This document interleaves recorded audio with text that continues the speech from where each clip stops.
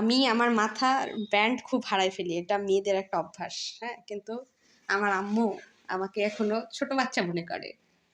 মাদের কাছে সন্তানটা ছোটই থাকে সারা জীবন। তুমি এই হেয়ার ব্যান্ড কিনছো কিভাবে? কি ফেরিওয়ালা আসছিল? হ্যাঁ, হ্যাঁ, কিনলাম যে লাল হলুদ কমলা সাদা বেগুনি এগুলা কালার পরলে ভালো লাগতো। তুমি জানতা আমি আসবো?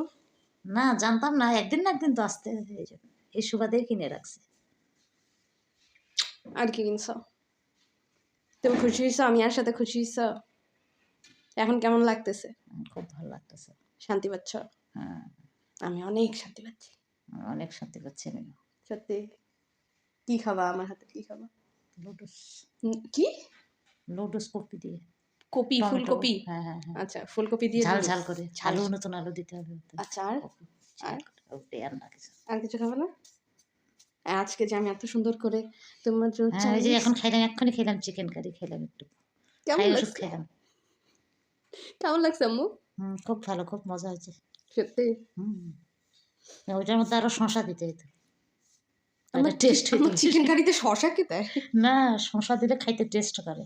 আচ্ছা, তুমি, আচ্ছা আম্মারা এত শান্তি হয় কেন আমাকে তুমি এটা বলতো? তুমিও যখন মা হবে তোমার ছেলেমেয়েরা তোমাকে জড়াই ধরে বলবে। আমিও তো মা, আমিও তো চিনির মা। তুমি চিন্নির মা, এখনো তো প্রকৃত মা হবে, পশু, একটা পশু জীবের মা, দেখো তবু তোমার প্রতি কেমন টান, চিনি কাঁদতেছে মা মা করে। তাহলে আমরা তো মানুষ, মানুষের বাচ্চাকে ছাড়ি দিলে কেমন লাগে? তা তুমি তো বিয়ের আগে খুব বলতা যে বিয়ে করতে চাইস না কেন, বিয়ে কর বিয়ে কর বিয়ে কর, বাড়ি থেকে কোনদিন যাবে, এটা অনেক রকম কথা বলতো। এখন তো বিয়ে করছি, এখন আবার আসতে বলো কেন? মা, সব পৃথিবীতে বাবা মারা সন্তানকে বিয়ে দিতে হবে, এটা দায়িত্ব এবং কর্তব্য, বুঝছো?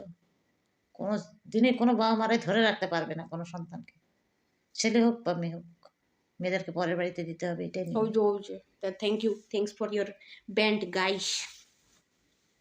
আমার গাইসদেরকে কিছু বলো। হ্যালো, সকলের মঙ্গল হোক, ভালো হোক, এই কামনাই করি, আর কি বলবো।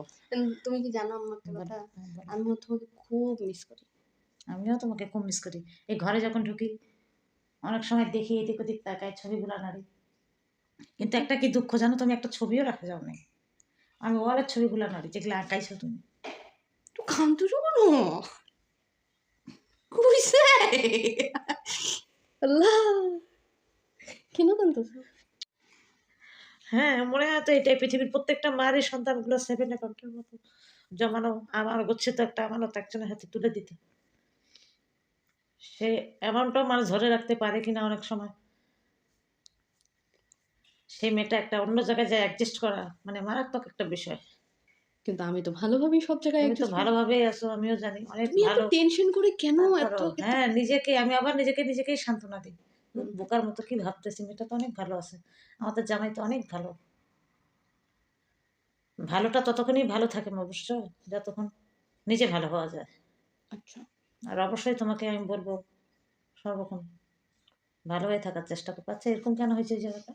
আচ্ছা, ওটা হোক, ওটা ঠান্ডা হয়েছে। যে কিন্তু এতক্ষণ তুমি লক্ষ্য কান্নাকাটি করো, না খেয়ে থাকো, মন খারাপ করে থাকো, এটা আমার খুব কষ্ট লাগে। তুমি না এটা রে, খাইতেই মনে হয় না, এই যে